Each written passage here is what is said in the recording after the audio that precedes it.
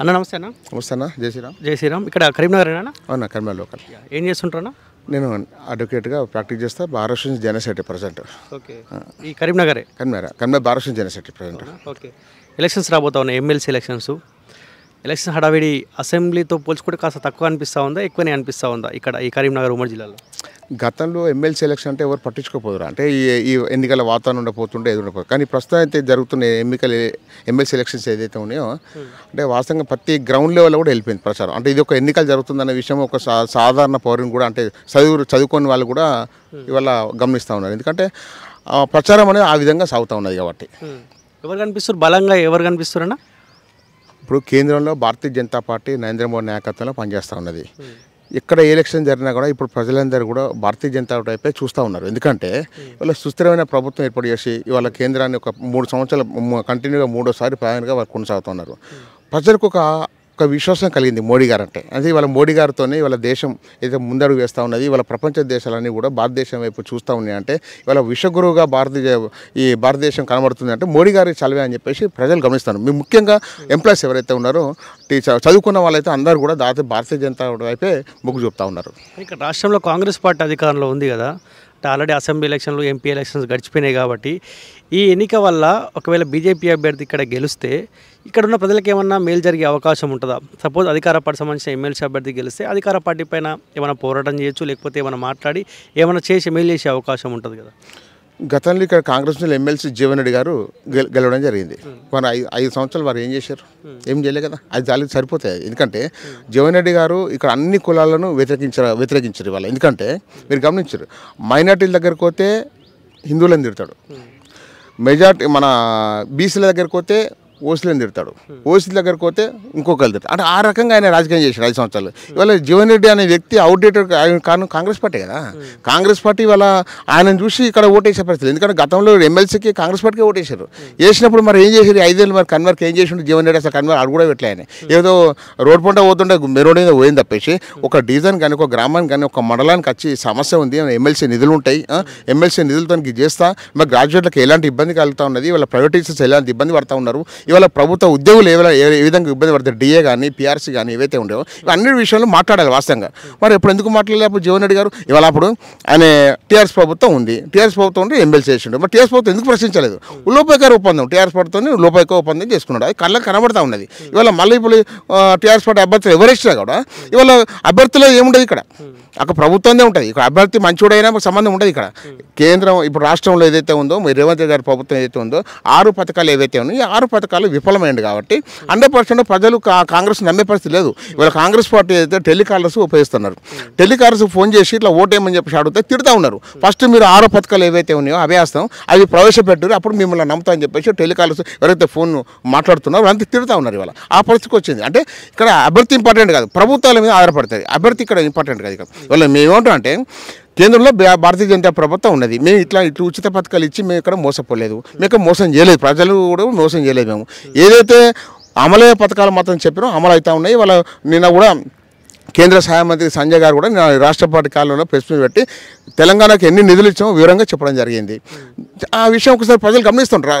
ఎవరైతే గ్రాడ్యుయేట్లు ఏదైతే ఉన్నారో అవన్నీ చూస్తూ ఉంటారు, సోషల్ మీడియా చూస్తాయి. ఇవాళ సోషల్ మీడియా వేదికనే ప్రచారం జరుగుతున్నది, సోషల్ మీడియా వేదికనే ఇవాళ అందరు అభ్యర్థులు ముందుకు వస్తున్నాయి. ఇవాళ శాటిలైట్ ఛానల్స్ అన్నీ అమ్ముడుపోయినాయి. ఇవాళ శాటిలైట్ ఛానల్స్ అమ్ముడువంతో ఇవాళ సోషల్ మీడియా వేదికగా ఇవాళ అన్ని వాస్తవాలన్నీ బయటకు వస్తూ ఉన్నాయి.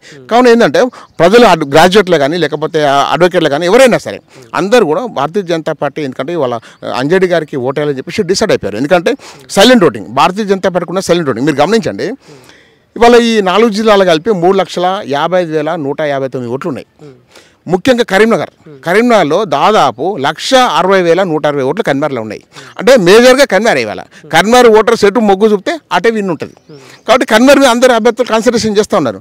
కానీ కర్నూలులో ఇవాళ కరీంనగర్ పార్లమెంట్ సభ్యుడు భారతీయ జనతా పార్టీ కాబట్టి కేంద్ర హోంశాఖ సహాయ మంత్రి. అదేవిధంగా నిజామాబాద్లో ఇప్పుడు అరవింద్ గారు ఉన్నారు, ఎంపీ గారు.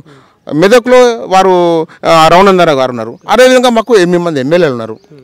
ఈ కాన్సెప్ట్ 7 ఎమ్మెల్యే, 4 ఎంపీలు 7 ఎమ్మెల్యేలు ఉన్నారు ఈ ఎమ్మెల్సీ పరిధిలో, ఈ గ్రాడ్యుయేట్ ఎమ్మెల్సీ పరిధిలో. కానీ ఏంటంటే భారతీయ జనతా పార్టీకి గెలిచే అవకాశం 100% ఉంటుంది, ఉండదని కాదు. ఇక్కడ నేను ఒక కామన్ మ్యాన్గా చెప్తాను, ఒక అడ్వకేట్గా చెప్తాను.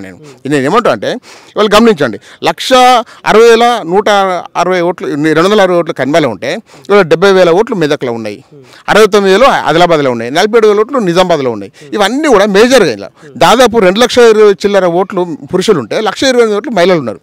మహిళలు అయితే భారతీయ జనతా పార్టీకి ఓటేస్తున్నారు. మనం మొన్న రిజల్ట్ చూసినాం, మగవాళ్ళు ఎటన్నా అటు పోయినా కానీ మహిళా ఓట్లు అయితే పక్కా వస్తాయి బీజేపీకి. అదేవిధంగా పురుషుల ఓట్లు కూడా 2,20,000 ఓట్లు ఏవైతే ఉన్నాయో అందులో కూడా సగం ఓట్స్ బీజేపీకి వస్తాయి. నేను ఏమంటా అంటే మొదటి ప్రిఫరెన్స్ ఓట్లనే భారతీయ జనతా పార్టీ గెలుస్తాయని చెప్పేసి నమ్మకం కూడా చెప్తా ఉన్నాను. కానీ ఎంపీ ఎలక్షన్స్తో ఈ ఎలక్షన్ పోల్చుకోలేం కదా, అప్పుడంటే అది మోదీ వేవ్ అనిపిస్తుంది కాబట్టి సో మహిళలు కావచ్చు పురుషులు కావచ్చు బీజేపీకి వన్ సైడ్ ఓటేసినారు. ఇప్పుడు ఈ ఎమ్మెల్సీ ఎలక్షన్స్ కాబట్టి ఇక్కడ పార్టీ కంటే ఎక్కువ అభ్యర్థులను కూడా చూసే అవకాశం ఉంటారు. రేపు పొద్దున గెలిస్తే ఎవడు మన కోసం మాట్లాడతారని కూడా చదువుకున్న వాళ్ళు ముఖ్యంగా ఆలోచించే అవకాశం ఉంటుంది కదా. అంటే ఇక్కడ అభ్యర్థులను చూస్తారా పార్టీని చూస్తారా? అభ్యర్థిని చూస్తారు, పార్టీని చూస్తారు. కానీ పార్టీని 70% చూస్తారు, అభ్యర్థిని 30% చూస్తారు. నేను ఏమంటా అంటే ఇప్పుడు మా అభ్యర్థి అంజరెడ్డి గారు ఉన్నారు, వారు సామాజిక సేవా కార్యక్రమాలు చేస్తున్న విషయం అందరికీ తెలిసిన విషయం. మీరు కొట్టి చూడండి ఆయన ఎన్ని సేవా కార్యక్రమాలు చేసి ఉండనే విషయం ఉంది. సేవా కార్యక్రమం కూడా చాలా ఇంపార్టెంట్. ఒక అభ్యర్థి ₹1,00,00,000 ఎదిగిండని ఇంపార్టెంట్, ₹1,00,00,000 ఏ విధంగా సామాన్య ప్రజలకు పంచిండనేది చాలా ఇంపార్టెంట్. ఇక ఆ వరుసలో ఇప్పుడు అంజరెడ్డి గారు ముందు వరుసలో ఉన్నారు. మీరు గమనించండి, ఇవాళ మిగతా అభ్యర్థి ఎవరు కూడా మేము సామాజిక సేవ చేసినామని చెప్పేసి చెప్పడానికి ఏం లేవు ఆధారాలు. కానీ అంజరెడ్డి గారికి ఉన్నాయి, వాళ్ళు రోజు చూస్తూ ఉన్నారు, సోషల్ మీడియాలో వస్తూ ఉన్నాయి. ఇవాళ అంటే అంజరెడ్డి గారు ఇవాళ సంగారెడ్డి జిల్లాకి సంబంధించిన వ్యక్తి అయినా కూడా వాళ్ళ కన్మర్ జిల్లాలో వాళ్ళు ఒక ఉండడానికి ఒక ఏర్పరచుకున్నారు. ఇక్కడనే ఉండడానికి వారు ఒక డిసైడ్ అయిపోయారు. ఇక్కడ ఇవాళ ఓటర్లకు అందుబాటులో ఉండాలంటే కన్మర్ కేంద్రంగా చేసుకొని కన్మర్ కేంద్రంగానే ఎమ్మెల్సీని నడపాలని చెప్పి వారు డిసైడ్ అయిపోయారు. ఇవాళ వారి పేరుకు వారి భార్య ఇవ్వలు సంగారెడ్డిలో జిల్లాధ్యక్షురాలు, బీజేపీ జిల్లాధ్యక్షురాలు వాళ్ళ గోదావరి గారు.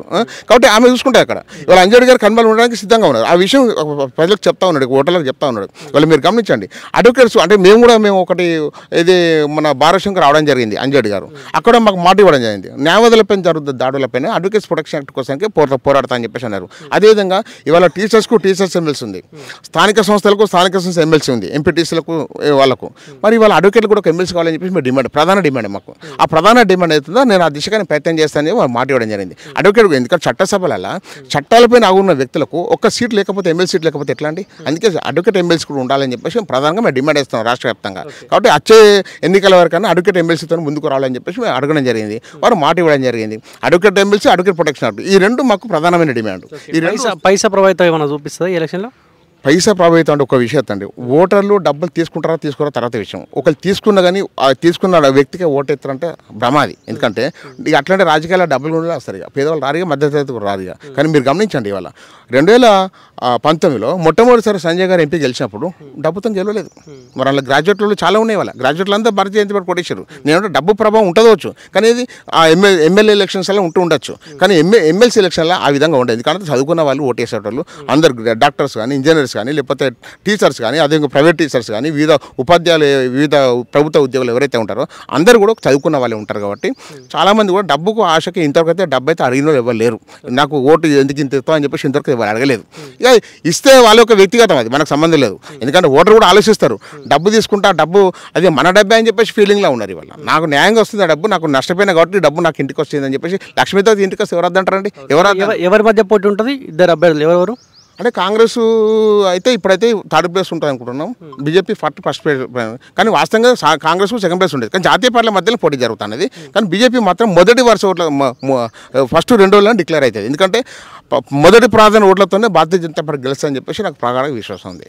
ప్రసన్న కిషన్ బాగా తిరుగుతున్నట్టు ఆయన కూడా తిరుగుతున్నారు. కానీ బహుజన సమాజ్ పార్టీ అండి, బహుజన సమాజ్ పార్టీకి ఇప్పుడు పార్టీ ఇక్కడ తెలంగాణలో కాదు దేశంలో లేదా పార్టీ వల్ల వారు ఇండిపెండెంట్ పోటీ చేస్తున్న అవకాశం ఉండవచ్చు. ఎప్పుడైతే భారతీయ బహుజన సమాజ్ పార్టీ టికెట్ తీసుకున్నాం కానీ ఇప్పుడు ఆ పార్టీకి వాల్యూస్, ఆ పార్టీ నడుపుతున్న వ్యక్తే ఇవాళ ఆమె కనుగొరైపోయింది. ఆ బీఎస్పీ ఏదో ఆయన పేరు పైన ఉండాలని చెప్పేసి బీఎస్పీ పార్టీ టికెట్ తీసుకుని చెప్తా ఉన్నారు. కానీ టికెట్ బీఎస్పీ పార్టీ అనేసరికి ఎవరు ఓటేయరండి.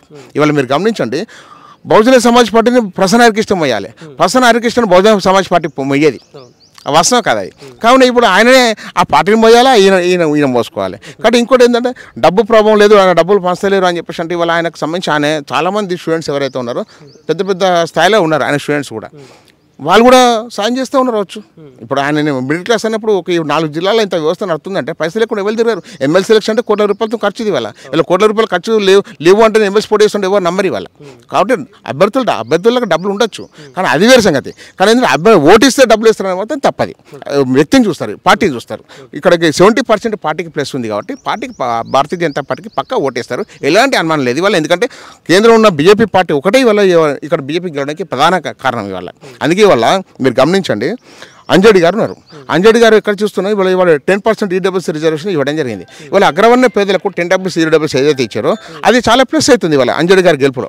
ఇవాళ చాలా ప్లస్ అవుతుంది, ఎందుకంటే అది ఇంతవరకు మర్చిపోలేదు. ఎందుకంటే ఇవాళ చాలామంది ఎవరైతే అగ్రవర్ణ పేదలు ఎవరైతే ఉన్నారో ఇవాళ కొన్ని కాలేజీల అడ్మిషన్లు కానీ లేకపోతే ప్రభుత్వ ఉద్యోగాలు వాళ్ళకు మన గ్రూప్ 1 విషయంలో కూడా అదే ఇష్యూ. అది తిరుమల దాన్ని వ్యతిరేకించడు. అందుకే తిరుమలని ఇప్పుడు కాంగ్రెస్ పార్టీకి ఓటు వేయకపోవడం కారణం కూడా తిరుమలకు కారణం కావచ్చు. ఇవాళ తిరుమల వ్యవస్థ చేయబట్టి ఇవాళ కాంగ్రెస్ పార్టీ అయినా సస్పెండ్ అవుతలేదు. ఇవాళ తిరుమల కాంగ్రెస్ పార్టీ సస్పెండ్ చేయాలి. ఇవాళ సస్పెండ్ అయితే అవకాశం ఉండవచ్చు, కానీ తిరుమలని ఏదైతే ఇండైరెక్ట్గా వాళ్ళు రేవంత్ రెడ్డి గారు తిరుమల ఎన్నుకొని నడిపిస్తూ ఉన్నాడు. కాబట్టి తిరుమలని వివరశాలి వాళ్ళు బీసీలు వ్యతిరేకిస్తున్నారు, ఎస్సీలు వ్యతిరేకిస్తున్నారు, ఓసీలు కూడా వ్యతిరేకిస్తున్నారు. అట్లాంటి వ్యక్తికి సంబంధించిన పార్టీకి ఓటేయాలంటే కొద్దిగా వెనుక ముందు అవుతాయి. ఇవాళ తిరుమలను పార్టీకి సస్పెండ్ అయితే ఇంకా వేరే ఉండవచ్చు, కానీ ఆయన పార్టీలు కొనసాగుతున్నారు. ఇవాళ తిరుమలను ఎవరికి సపోర్ట్ ఇస్తున్నారు, మరి కాంగ్రెస్ పార్టీకి సపోర్ట్ ఇస్తుండా, మరి ప్రస్తుతం హరికృష్ణ సపోర్ట్ ఇస్తున్నా కూడా తిరుమలని అడిగి తెలుసుకోవాలి మీరు. నమస్తే సార్. నమస్తే సార్. సార్ ఇక్కడ కరీంనగర్ అయినా ఇది?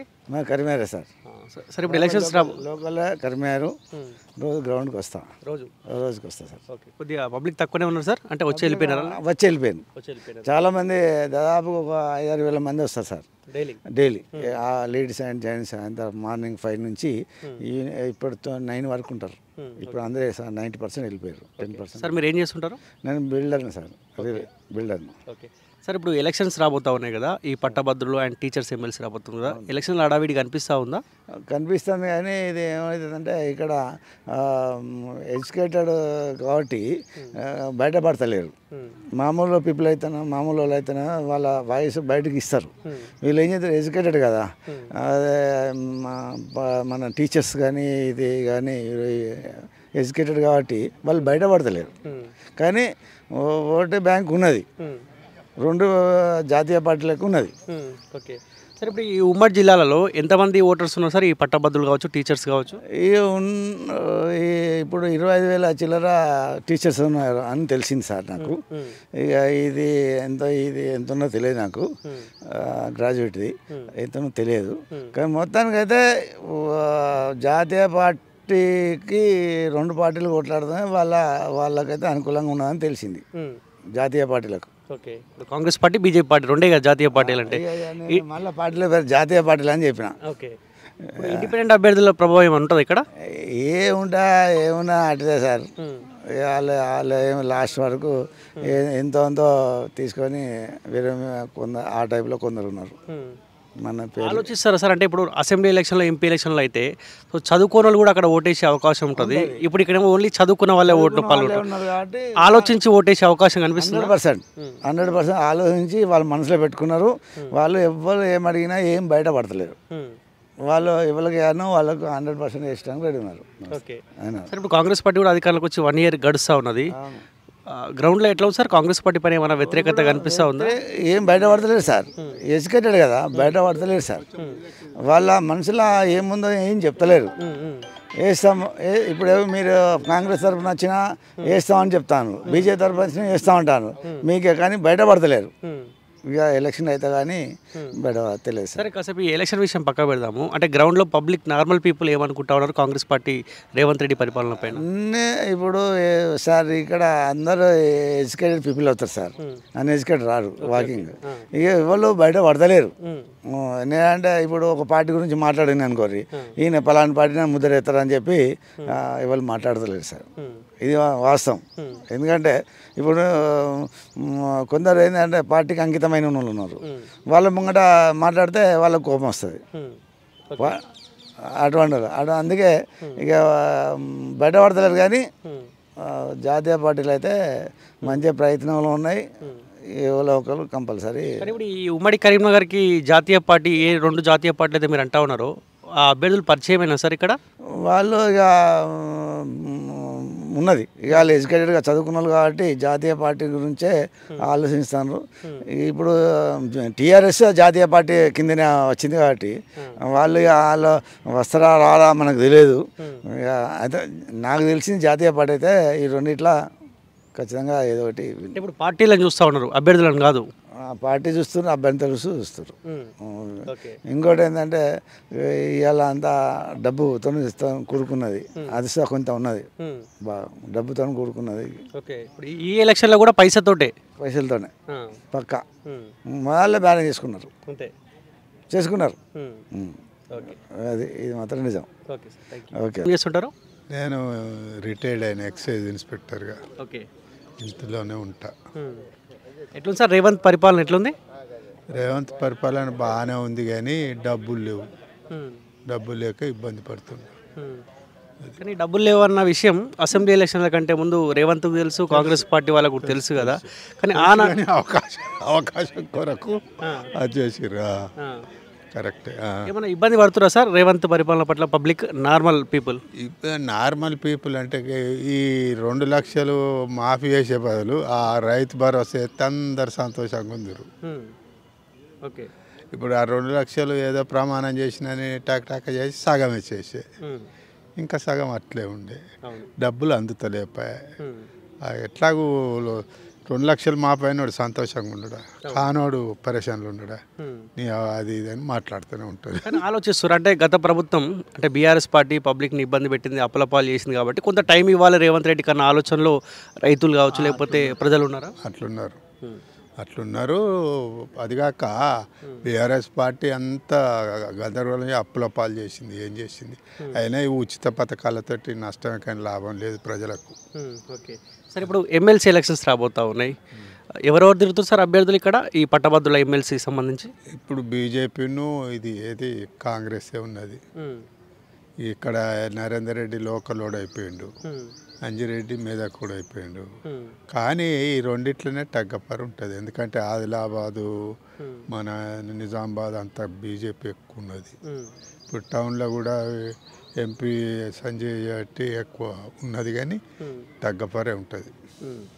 అంటే కాంగ్రెస్ వర్సెస్ బీజేపీగానే ఉంటుంది ఇది కూడా అంతే. ఓకే, ఇండిపెండెంట్ అభ్యర్థుల ప్రభావితం ఏమైనా ఉంటుందా? వాళ్ళు కూడా బాగానే వేస్తే పోతాయి, ఓట్లు పోతాయి. ఇప్పుడు సర్దార్ ఆయన పేరేంది రవీందర్ సింగ్ ఉండేవాడు చూడు, ఆయన కొంచెం పాతోడు కాబట్టి మున్సిపాలిటీ చైర్మన్ చేసిండు కాబట్టి పడితే వాడు వచ్చుకొని పడ్డా కానీ వాళ్ళిద్దరికి ఇట్లా ఎవరో ఒక్కరికి వెళ్తారు. ఓకే సార్, ఇప్పుడు టీచర్స్ పట్టభద్రులు అండ్ టీచర్స్ ఆలోచిస్తారా సార్? అంటే చాలామంది అంటే ఇప్పుడు సామాన్య ప్రజలనేమో పైసలు ఇచ్చి కొనుగోలు చేస్తారు రాజకీయ నాయకులు, ఇక్కడ పైసల ప్రభావితం చూసే అవకాశం ఉంటుందా? అట్లా ఉండదు కానీ ఎంజాయ్ చేస్తారు. తాగిచ్చడు రాత్రి తెలిపించదు కానీ ఆయన మనసులో ఉన్నదే ఎత్తాడు. ఎందుకంటే ఇంతకుముందు ఒక ఊర్లో యజమాని ఉంటే ఆయన చెప్పినట్టే 10 ఓట్లు పడుతుండే. ఇప్పుడు అట్లా లేదు, ఎవరి ఇష్టం వాడు అంతే. అందుకే మరి బీఆర్ఎస్ ఓడిపోయిందంటే డ్యూ టు అందరి మనసులో వచ్చింది కాబట్టి ఓడిపోయింది. ఓకే, ఇప్పుడు ఈ కరీంనగర్లో కూడా బీజేపీ ప్రభావితం బాగానే ఉంటుంది కదా. అంటే బండి సంజయ్ ప్రభావితం కావచ్చు లేకపోతే బీజేపీ కావచ్చు. ఉంటుంది ఎందుకంటే వాళ్ళ దోస్తులు అందరు ఉంటారు కదా, మొన్నటిదానికి తిరిగిన వాళ్ళు ఎంబడి ఉన్న వాళ్ళు ఉంటారు. ఇక బీఆర్ఎస్ సైలెంట్ అయిపోయింది కదా, అట్లా అయిపోయినట్టే సార్ బీఆర్ఎస్ పార్టీ పని. ఇంకేమన్నా ఉంటుందా? నేను అట్లా చెప్పలేను, అంత దూరం చెప్పలేను.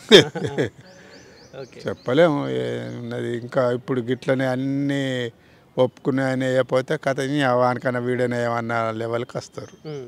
కాకపోతే ఏంటంటే ఈ ఇద్దరి మధ్యన మళ్ళా ఇస్తే బీజేపీకి ఇవ్వచ్చు ఏది అధికారం రాబోయే ఎలక్షన్లో. వానికోసారి ఛాన్స్ ఇద్దాం అన్న ఆలోచన వస్తుంది.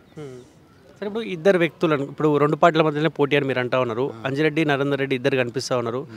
సో వ్యక్తిగతంగా మీరు ఎవరు బెటర్ అని మీరు అనుకుంటారు సార్? నాకు తెలిసి అయితే అంజిరెడ్డి కొంచెం బెటర్ అనిపిస్తుంది, అంటే తెలుసుకున్న దాన్ని బట్టి. ఓకే, ఈయనే నరేందర్ మనం పర్సనల్ ఎందుకు లేదు, ఈ పిల్లాడు కూడా నాకు దగ్గరనే కానీ ఇష్టం. సార్ నమస్తే. నమస్తే. కరీంనగర్ అయినా సార్? కరీంనగర్ ప్రాపర్, నేను అడ్వకేట్ ఇక్కడ. అడ్వకేట్. ఓకే, ఏం సార్ అడ్వకేట్ల పరిస్థితి అంటే గతంలో కేసీఆర్ హయాంలో కూడా చాలామంది అడ్వకేట్ల పైన చాలా దాడులు జరిగినాయి. ఇప్పుడు అడ్వకేట్లు ఊపిరి పీల్చుకుంటురా, ఏమైనా ఇబ్బందికర పరిస్థితులు ఏమన్నా ఉన్నాయా సార్? అడ్వకేట్లది పరిస్థితి అప్పుడు ఇప్పుడు ఒకటే తిరిగి ఉన్నది.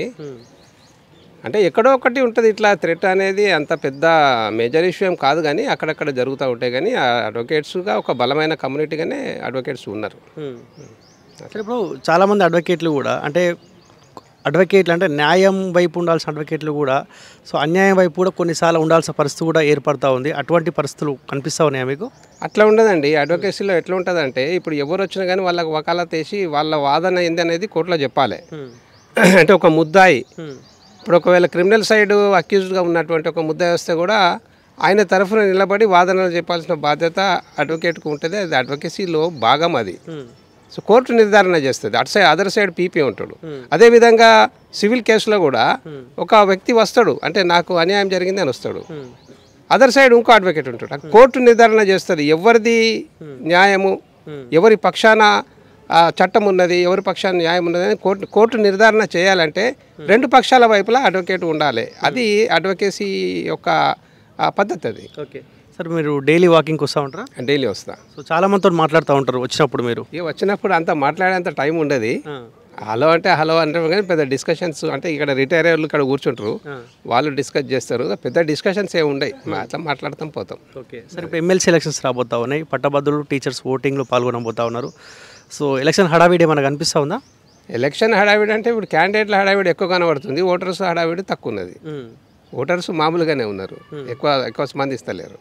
అది వీళ్ళు సైలెంట్గా ఉన్నారు, వాళ్ళు కాస్త హడావిడి చేస్తూ ఉన్నారు. అది అంటే ఓటర్స్ స్పందిస్తలేరు, క్యాండిడేట్స్ ప్రచారం చేస్తారు, ఎవరైతే ప్రచారం చేస్తారు. ఓటర్స్ ఎక్కడ బయటకు వస్తారు, ఊరికి అబ్జర్వ్ చేస్తారు ఓటర్స్. ఎందుకు దానికి కారణం ఏంది అని అంటే, ఓటర్స్ ఎందుకు కారణం ఏంది అని అంటే, గతంలో ఎమ్మెల్సీని చూసారు, గ్రాడ్యుయేట్ ఎమ్మెల్సీ జీవారెడ్డిని చూసారు, అంతకంటే ముందున్న ఎమ్మెల్సీ స్వామిగౌడ్ని చూసారు, అంతకంటే ముందున్న గ్రాడ్యుయేట్ ఎమ్మెల్సీ నాదాస్ లక్ష్మీరావు చూసారు. వీళ్ళు ఏం చేస్తారు, వీళ్ళు ఏం చేస్తారు అనేది ఓటర్స్ చూసారు. అయితే ఇంకో ప్రధానమైన కారణం ఏంది అని అంటే, ఒక్క ఎమ్మెల్సీ గ్రాడ్యుయేట్ ఎమ్మెల్సీ అనేటువంటి వ్యక్తి ఎంతవరకు విస్తరించున్నది జ్యూరిడిక్షన్ 40 అసెంబ్లీ సెగ్మెంట్లు, అంటే దాదాపు 4 ఉమ్మడి జిల్లాలు 40 అసెంబ్లీ సెగ్మెంట్ల లోపల విస్తరించున్నది.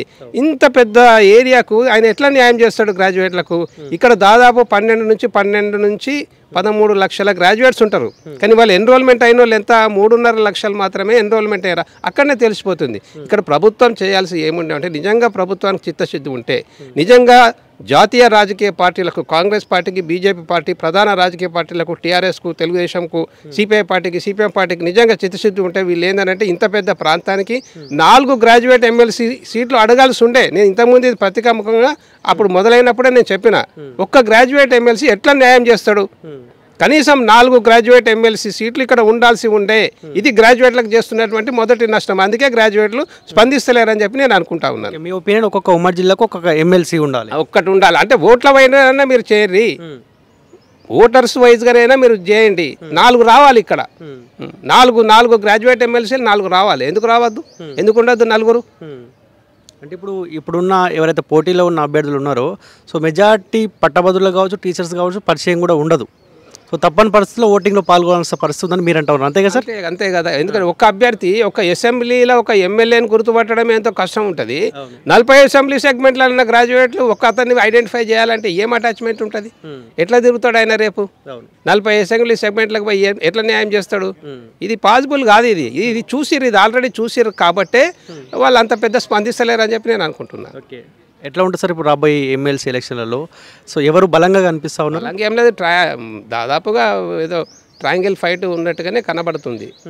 కాంగ్రెస్, బీజేపీ, ఇంకోటి బీఎస్పీ క్యాండిడేట్ ముగ్గురు కూడా ట్రయాంగిల్ కనబడుతుంది. ఇంకా ఓటర్స్ మాత్రం ఇంకా డిసైడ్ చేసుకోలేదు. ఇంకా సార్ మీరేమనుకుంటారు, ఎవరు బయటపడితే బెటర్? అరే టీచర్స్ తరఫున లేకపోతే పట్టభద్రుల తరఫున మాట్లాడతారని మీరు అనుకుంటారు? ఎవరు అనేది మనము ఎట్లా అభిప్రాయం మనం చెప్తాం, కానీ ఎవరు చేస్తారు ఏంది అనేటువంటి మనం ఏం చెప్పలేము. ఎందుకంటే ఎవరు చేస్తారనేది, ఎందుకంటే బెటర్ అభ్యర్థిగా ఎవరు కనిపిస్తూ ఉన్నారు? ఇప్పుడు అందరు కూడా కొత్త వాళ్ళే అండి.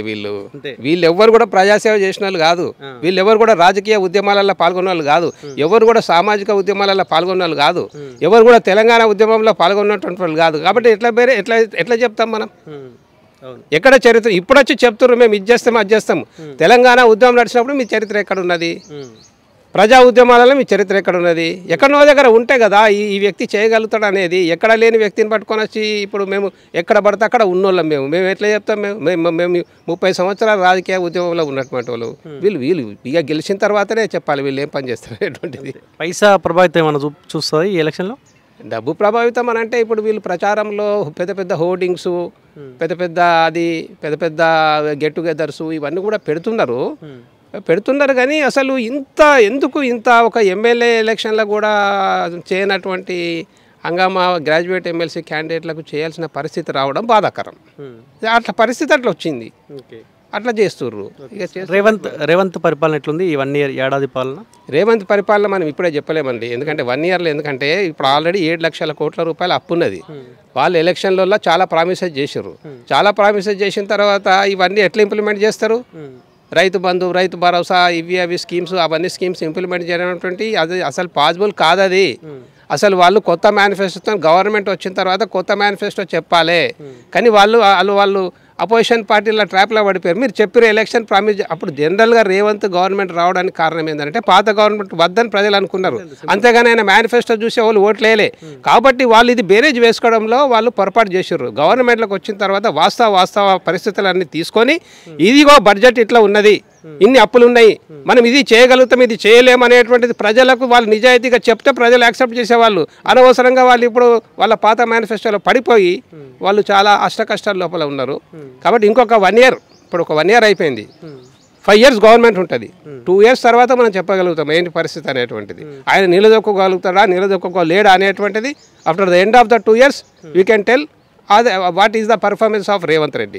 మధ్యలో ఒక సంవత్సరం ఉంటుంది, 3వ సంవత్సరం. ఆ 3వ సంవత్సరంలో డిసైడ్ అయిపోతుంది. కానీ మీరు ఆలోచించినట్టు ఇంత డెప్త్గా సామాన్య ప్రజలు ఆలోచించే అవకాశం ఉండదు సార్. ఏమున్నా కానీ సార్ ఇప్పుడు బీఆర్ఎస్ పార్టీ కావచ్చు, బీజేపీ కావచ్చు, ఒకటే మాట అంటా ఉంటారు, అరే 100 రోజులలో 6 గ్యారెంట్లు అమలు చేస్తామని కాంగ్రెస్ పార్టీ హామీ ఇచ్చింది. హామీ అయినప్పుడు విఫలమైనట్టే కదన్న మాట ప్రజలకు తీసుకెళ్ళినప్పుడు నిజంగా గతంలో కేసీఆర్ మోసం చేసినప్పుడు రేవంత్ రెడ్డి మోసం చేస్తున్నాను, ఈ అంశం బలంగా పబ్లిక్లోకి వెళ్ళే అవకాశం ఉంటుంది. ఇగో పొలిటికల్గా ఏదైనా మాట్లాడచ్చు. ఎన్నికల ప్రచారంలో మన బీజేపీ పార్టీను బీఆర్ఎస్ పార్టీ ఏం మాట్లాడింది? రేవంత్ రెడ్డి అబద్ధాలు ఆడతాడు, ఆయన ఇంప్లిమెంట్ చేయడు అన్నాడు. మరి అన్నప్పుడు మీరు ఎందుకు మాట్లాడాలి? Why again your questioning? మీరు ఎలక్షన్లు ఎప్పుడే చెప్పారు కదా ఆయన ఇంప్లిమెంట్ చేయడని. మరి గంతే మేమే ఇంప్లిమెంట్ చేయలేదని చెప్పినామని చెప్పుర్రు అన్నప్పుడు కాదు కదా. నువ్వు కొత్తగా ఏం చేస్తావని అడగాలి కదా. కేవలం రాజకీయం చేయడమే రాజకీయ పార్టీల యొక్క ఎజెండా అయిపోయింది ఇలా ప్రజలకు. కానీ ఒక స్టేట్స్మెన్గా ఓకే జరిగిపోయింది. ఈ గవర్నమెంట్ ఎట్లాగా 5 సంవత్సరాలు ఉంటుంది, రీకాల్ అనేటువంటిది ఉండదు.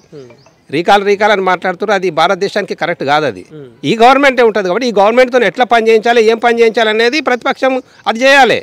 అది చేయకుండా ఊరికేనే మనం రాజకీయ విమర్శలు చేయడం కరెక్ట్ కాదు నా ఉద్దేశంలో. సార్ ఫైనల్ క్వశ్చన్, రేవంత్ పరిపాలన పైన ఈ ఎలక్షన్స్ డిపెండ్ అయ్యే అవకాశం ఉంటుందా? రేవంత్ పరిపాలన మీద ఉండదండి. ఈ అభ్యర్థి టాక్ట్ఫుల్గా ఎవరైతే, ఇది చాలా ఫ్యాక్టర్స్ ఉంటాయి ఇందులో. సామాజిక అంశం ఉంటుంది, వాళ్ళ బ్యాక్గ్రౌండ్ ఉంటుంది, హౌ దే అప్రోచ్, వాళ్ళు ఎట్లా అప్రోచ్ అవుతారు, ఎవరిని కలుస్తారు, ఎట్లా కోఆర్డినేట్ చేసుకుంటారు, ఇవన్నీ మ్యాటర్ అవుతుంది. కాబట్టి పెద్ద మ్యాటర్ ఇది ఉంటుంది. సెకండ్ ఫ్యాక్టర్ గవర్నమెంట్ అనేది సెకండ్ ఫ్యాక్టర్ ఉంటుంది. ఎందుకంటే గవర్నమెంట్లో ఉన్నంత మాత్రాన ఇప్పుడు గవర్నమెంట్ వ్యక్తే గెలవాలని ఏం లేదు. పోయినసారి కూడా అట్లా జరగలేదు. కాబట్టి ఇక్కడ ఏంటంటే పరిస్థితులు ఇప్పుడు మెయిన్గా క్యాండిడేట్ ఎట్లా మూవ్ అవుతాడు అనేది లాస్ట్ మూమెంట్లో 2-3 రోజుల ముందు ఈ గ్రాడ్యుయేట్స్ అంతా మైండ్ సెట్ మారిపోతుంది. లాస్ట్ 2-3 డేస్లోనే మారిపోతుంది. అప్పటిదాకా వీళ్ళు చెప్పరు, బయటికి చెప్పరు. అంటే బయట సోషల్ మీడియాలో ఎవరైతే గెలవబోతున్నారో అరే వాళ్ళకే ఓటేద్దాము, వాళ్ళనే గెలిపిద్దామన్న ఆలోచనకు పట్టబదులు వస్తారా సార్? అదే వస్తుంది. అది లాస్ట్ 2-3 డేస్ వరకు వీళ్ళంతా అబ్జర్వ్ చేస్తూ ఉంటారు. ఇప్పటి వరకు కూడా అబ్జర్వేషన్లో పెడతారు క్యాండిడేట్ను. ఎందుకంటే తెలిసిన క్యాండిడేట్లు కాదు కదా. కాబట్టి అబ్జర్వేషన్లో ఏంది వీళ్ళు ఏం మాట్లాడుతారు, వీళ్ళు ఏం చేయగలుగుతారని చూస్తారు. లాస్ట్ 3 డేస్ ముందు మైండ్ సెట్ అనేటువంటిది వస్తుంది. ఇక ఎవరికి గెలుపు అభ్యర్థి ఎవరు అనేటువంటిది వస్తుంది. అప్పుడు బయటకు వస్తుంది. అట్లా రిజల్ట్ అట్లా వస్తుంది. సార్ ఇక్కడ నుంచి బండి సంజయ్ కేంద్ర మంత్రిగా ఉన్నాడు, అందుబాటులో ఉంటున్నాడు సార్? వస్తాడా? కేంద్ర మంత్రిగా కరీంనగర్ వస్తున్నాడు, అందుబాటులోనే ఉన్నాడు. సరే, మొదటి ఏడాది పూర్తయింది కదా, రేవంత్ రెడ్డి పరిపాలన ఎట్లుంది తెలంగాణ రాష్ట్రంలో? రేవంత్ పరిపాలన అప్పుల రాష్ట్రం అయింది. ఏం అన్న వాగ్దానాలు సక్రమంగా నెరవేర్చలేకపోతున్నారు. ఆర్థిక ఇబ్బందులు చాలా ఉన్నాయి వాళ్ళకు. అందుకొరకే ఉద్యోగుల సమస్యలు కూడా 5 డిఏలు రావాలి ఇప్పుడు ఉద్యోగులకు. ఇప్పటివరకు పెండింగ్లోనే ఉన్నాయి. పిఆర్సీ ఎప్పుడో అది లేట్ అయిపోయింది, పోయినసారి కూడా లేట్ అయిపోయింది. అది కూడా ఆర్థిక ఇబ్బందుల వల్లనే అనుకుంటున్నాము. పరిపాలన నిండుకుండగా ఉంటే పరిపాలన సక్రమంగా ఉంటుంది. ఒకవేళ రేపు టీచర్స్ ఎమ్మెల్సీలో ఈ రేవంత్ పరిపాలన ఎఫెక్ట్ పడుతుంది సార్ ఉపాధ్యాయుల ఎమ్మెల్సీ ఎన్నికల్లో ఎంతవరకు ప్రభావం ఉండొచ్చు? ఇప్పుడు పిఎల్ పెండింగ్లో ఉన్నాయి, డిఎల్ పెండింగ్లో ఉన్నాయి కానీ అది ఆర్థిక ఇబ్బందులు కూడా ముఖ్య కారణం. నిజంగా ఉండి ఇస్తలేడు అన్నట్టుగా లేదు. దీని ప్రభావం ఉండొచ్చా? ఉంటుంది ప్రభావం ఉంటుంది, కానీ పూర్తిగా 100% ఉండదు. ఒక 50% మాత్రం ఉంటుంది. ఇప్పుడు గ్రాడ్యుయేట్ ఎమ్మెల్సీ ఎలక్షన్స్లో కాంగ్రెస్ పార్టీ తరఫున ఆల్ఫోర్స్ నరేందర్ రెడ్డి పోటీలు ఉన్నాడు సార్. ఆయన గెలిచే అవకాశం ఉందా ఇక్కడ ఏమన్నా? అంటే పట్టభద్రుడు బాగా చాలామంది ఉన్న డిస్టిక్ కరీంనగర్. 75,000 ఓట్లు ఉన్నాయి మన ఆయనకు ఈ కరీంనగర్లో ఎక్కువ శాతం పడే అవకాశం ఉంటుంది. ఇక మిగతా జిల్లాలు అంటే వేరే సంగతి. కానీ ఆల్ఫోర్స్ విద్యా సంస్థల పేరు మీద కొన్ని లక్షల ఫీజులు దోపిడీ చేసిన అటువంటి వ్యక్తికి మేము ఓటు వేయమని చాలామంది అంటున్నారు. ఫీజుల విషయంలో చాలా ఒత్తిడి గురి చేసిండు, తల్లిదండ్రులతోటి వాళ్ళ విద్యార్థులను బాగా హింసించిండు. కొందరు లోపల ఉన్నది ఫీజులు స్ట్రిక్ట్గా వసూలు చేస్తాడు అది అన్నట్టుగా ఉన్నది. ఇక దాని గురించి మనం ఎక్కువ మాట్లాడలేము. Okay, thank you sir. Thank you sir. Okay, ఇప్పుడు ఈ నెల 27వ తేదీన గ్రాడ్యుయేట్స్ ఎలక్షన్ జరగబోతుంది. ఇక్కడ 3 ప్రధాన పార్టీల అభ్యర్థులు ఉన్నారు. కాంగ్రెస్ తరఫున ఆల్ఫోర్స్ నరేందర్ రెడ్డి ఉన్నారు. అవును. బీజేపీ తరఫున అంజిరెడ్డి గారు ఉన్నారు. అవును. ఇండిపెండెంట్ అభ్యర్థిగా ప్రసన్న హరికృష్ణ గారు. ఈ ముగ్గురు ప్రధాన పార్టీ నుంచి పోటీ చేస్తున్నారు. ఇక్కడ ఎవరు గెలిచే అవకాశం ఉన్నది? ఎవరు అంటే నాకైతే బీజేపీ తరఫున అంజిరెడ్డి గెలవాలని ఉన్నది. ఓకే, కాకపోతే నరేందర్ రెడ్డి గెలుస్తారంటారు. మరి నరేందర్ రెడ్డి ఆల్ఫోస్ విద్యా సంస్థల పేరు మీద కొన్ని లక్షల వ్యాపారాలు చేసి తల్లిదండ్రుల నుంచి అధిక ఫీజులు వసూలు చేసిండు. విద్యార్థులకు నాణ్యమైన విద్యను అందించలేదు. వాస్తవమే మీరు చెప్పేది, కానీ అట్లాంటి వాళ్ళు చాలా ఉన్నారు కదా రాజకీయ నాయకులు. అందులో ఈయన ఒకడు అంతే.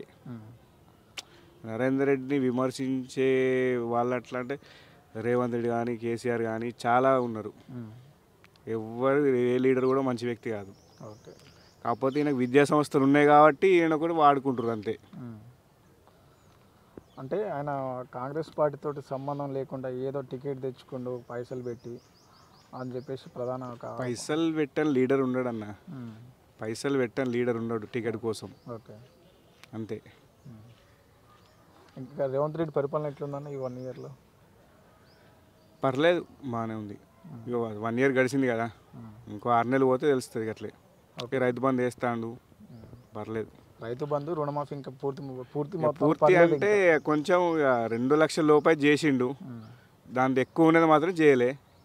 అట్లా దీని ప్రభావం ఉండొచ్చా పట్టభద్రుల ఎన్నికల్లో? పట్టభద్రులకు రైతు బంధుకు సంబంధం ఏమి ఉండదు. పట్టభద్రులు అంటే వాళ్ళు చదువుకున్న వ్యక్తులు వాటి వాళ్ళకి నచ్చోళ్ళకి వేస్తారు. దాదాపు 3,55,000 మంది ఓటర్లు ఉన్నారు మన కరీంనగర్లో. ప్రధానంగా 75,000 ఓట్లు ఉన్నాయి. ఒకవేళ ఇద్దరిలో ఎవరికి పడే ఎక్కువ ఓట్ల పడే అవకాశం ఉంటుంది? నరేందర్ రెడ్డికి పడతాయి అనుకుంటున్నాను నేను. నరేందర్ రెడ్డి లేదంటే అంజిరెడ్డి గారు. అంజిరెడ్డి అంటే ప్రసన్న అడిగిస్తే కూడా పోటీ ఇస్తుండు, చెప్పలేము. ఇక అంటే ఆయన బీసీ సామాజిక వర్గం గిట్ట తలుచుకుంటే ప్రసన్న గిట్ట బయటపడవచ్చు. చెప్పలేము. ముగ్గురికి అయితే సమాన అవకాశాలు ఉన్నాయంట. Thank you. Okay, thank you. MLC elections గురించి సార్. ఎమ్మెల్సీ ఎలక్షన్స్ సార్ ఇక్కడ కరీంనగరేనా ఇది? కరీంనగరే. డైలీ వస్తుంటారు సార్, వాకింగ్కి వస్తూ ఉంటారు? ఎస్. ఓకే, సో చాలా మందితో మాట్లాడుతూ ఉంటారు మీరు ఇక్కడ వాకింగ్కి వచ్చినప్పుడు. ఇప్పుడు ఎమ్మెల్సీ ఎలక్షన్స్ రాబోతూ ఉన్నాయి కదా, ఎవరు తిరుగుతారు సార్ బలంగా? పట్టభద్రుల ఎమ్మెల్సీ సంబంధించి అడుగుతా ఉన్నా, ఏ అభ్యర్థి బలంగా తిరుగుతూ ఉన్నాడు? బలంగా అంటే ఇప్పుడు శేఖర్ అంటే ఇద్దరు అయితే అనిపిస్తున్నది, శేఖర్ రావు ప్లస్ నరేందర్ రెడ్డి.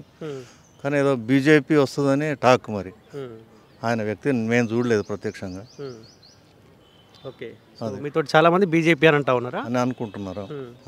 సో మీరేమనుకుంటున్నారు, ఎందుకు బీజేపీ రావాలి? దేనికైనా బీజేపీ అన్నిట్లలో బీజేపీ ఉన్నది కదా. ఇప్పుడు స్టేటు సెంట్రల్లో కూడా మనం బీజేపీనే కోరుకోవాలి. హిందువులమై ఉండి బీజేపీని కోరుకోవాలి ఫస్ట్. మరి మొన్న జరిగిన అసెంబ్లీ ఎలక్షన్లో అట్లా ఎందుకు అనుకోలే ఇక్కడ ఉన్న కరీంనగర్ ప్రజలు? ఇది వ్యక్తిగతంగా ఉంటుంది కదా. కొన్ని మనం టోటల్లీ అనుకుంటాం, కానీ ఇక్కడనే వ్యక్తిని బట్టి వేస్తారు కదా అట్లా. అందుకొరకు రాలేదనుకుంటున్నాం.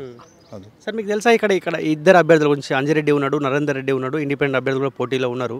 సో ఏం సార్ వాళ్ళ వ్యక్తిగత అంటే మీన్స్ వాళ్ళ బలాలు ఏంది, వాళ్ళ బలహీనాలు ఏంది? వ్యక్తిగతంగా ఎవరిది తెలియదు. ఒక నరేందర్ రెడ్డిది వ్యక్తిగతంగా అంటే ఆయనకు కాలేజెస్ ఉన్నాయి, అంతవరకే అనుకుంటున్నాను. పరిచయాలు ఎక్కువ ఉన్నాయి, డబ్బు ఆటోమేటిక్గా ఉంటుంది అట్లా అని. ఓకే. సో ఎట్లా సార్ రేవంత్ పరిపాలన మీద పబ్లిక్ ఏమనుకుంటా ఉన్నారు? అంటే సంతోషంగా ఉన్నారు అంటే మార్పులో అన్నాడు అందరు భాగస్వాములు అయినారు. 2 సార్లు కేసీఆర్కి అవకాశం ఇచ్చినాం కాబట్టి అరే ఈసారి మార్పు రావాలంటే ఆ ఆప్షన్లో భాగంగా కాంగ్రెస్ పార్టీకి అవకాశం ఇచ్చినాం. పబ్లిక్ సంతోషంగా ఉన్నారా? సంతోషంగానే ఉన్నారు అనుకుంటున్నాను. ఉన్నారు. ఇంకెక్కడ ఒక కొద్ది రోజులు అయితే తెలుస్తుంది కదా. ఇప్పుడు ఏంది 1 ఇయర్ దాటింది అంతే. మంచిగానే ఇప్పటికైతే పరిపాలన బాగానే ఉన్నదని అనుకుంటున్నాను. ఓకే. ఒకవేళ పబ్లిక్ సంతోషంగా ఉంటే సో పబ్లిక్ అంటే అందరూ వస్తారు, టీచర్స్ వస్తారు, పట్టభద్రులు వస్తారు, అందరూ వస్తారు కాబట్టి ఇక్కడ జరగబోయే ఎలక్షన్లలో కాంగ్రెస్ పార్టీకి కొంత ప్లస్ అయ్యే అవకాశం ఉంటుందా నిజంగా కాంగ్రెస్ పార్టీ పరిపాలన బాగుంటే? ఉంటుంది ఎట్లయినా ఉంటుంది. So me opinion BJP? BJP. Okay sir, thank you. Sir మీరేం చేస్తుంటారు? నేను ఇద్దరం బ్రదర్సే. నేను సింగరేణి కాలేజ్ నుంచి రిటైర్ అయ్యాను. ఓకే. సో మీ ఒపీనియన్ సార్ రాబోయే పట్టభద్రుల ఎమ్మెల్సీ ఎలక్షన్స్ ఎట్లా ఉండబోతా ఉన్నాయి? ఎమ్మెల్సీ ఎలక్షన్స్లో అందరూ గ్రాడ్యుయేట్స్ కాబట్టి పర్ఫెక్ట్గా వేయాలి అసలు ఓట్లు. అయితే ఇప్పుడు వీళ్ళందరూ ఏంటంటే రాజకీయ పార్టీలు డబ్బులు ఉన్న వాళ్ళకే సీట్లు ఇచ్చారు, అది కరెక్ట్ కాదు. అయితే మనం ఎమ్మెల్సీలతో చాలా ఆశిస్తాం. మనకు చట్టసభలలో వాళ్ళు చాలా మాట్లాడి చేయించాల్సిన పనులు చాలా ఉంటాయి. అయితే ఇప్పుడు ప్రజెంట్గా ఉన్న దాంట్లో బీజేపీయే ఉంటుంది.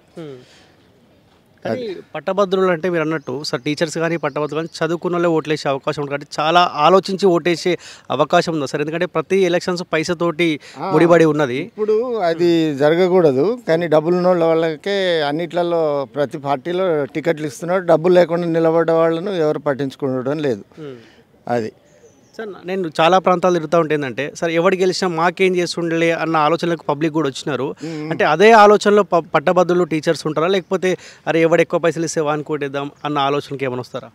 అది ఉండాలి. యాక్చువల్గా ఎడ్యుకేటెడ్కి ఏమి ఉండాలంటే ఎవరు మంచిగా పనిచేస్తే మనకని కాదు, పర్సనల్గా చేయకపోయినా కానీ మనకు రాష్ట్రానికి సంబంధించింది సమాజానికి ఉపయోగపడే పనులు చేసే వాళ్ళకు మనం ఎలక్షన్ ఎన్నుకోవాలి. కాకపోతే ఇప్పుడు ఏంటంటే డబ్బులు ఉన్న వాళ్ళు కూడా డబ్బులు కూడా ఇస్తారు అనే ఒక కామెంట్ కూడా వస్తుంది. అది దురదృష్టకరం, అది రాకూడదు. ఇప్పుడు అన్ఎడ్యుకేటెడ్ లేదో పంచిందంటే వేరే విషయం. ఇప్పుడు మాత్రం అది రాకూడదు. ఇప్పుడు పర్ఫెక్ట్గా మంచి అంటే మనకి క్లారిటీ తీసుకోవాలంటే మాత్రం ఈ ఎడ్యుకేటెడ్ నుంచి గెలిచిన వాళ్ళని బట్టి మనం ఏ ప్రభుత్వం ఎట్లా నడుస్తుందో కూడా చెప్పవచ్చు. అది దాన్ని బట్టి కూడా ఎవరు తిరుగుతారు సార్? కాంగ్రెస్ అయినా బీజేపీ అయినా? కాంగ్రెస్ తిరుగుతున్నారు, బీజేపీ తిరుగుతున్నారు. ఆయన ఇండిపెండెంట్ బీఎస్పీ నుంచి ప్రసన్న కృష్ణ కూడా తిరుగుతున్నాడు. ఆయనకు పర్సనల్ ఇమేజ్ బాగుంది అంటున్నారు. మరి ఆయన గెలుస్తాడని చాలామంది, అంటే నాకు తెలిసిన పబ్లిక్ ఒపీనియన్ ప్రకారం ఆయన గెలుస్తాడని చెప్తున్నారు. మరి ఎంతవరకు కరెక్టో మనకు చూడాలి.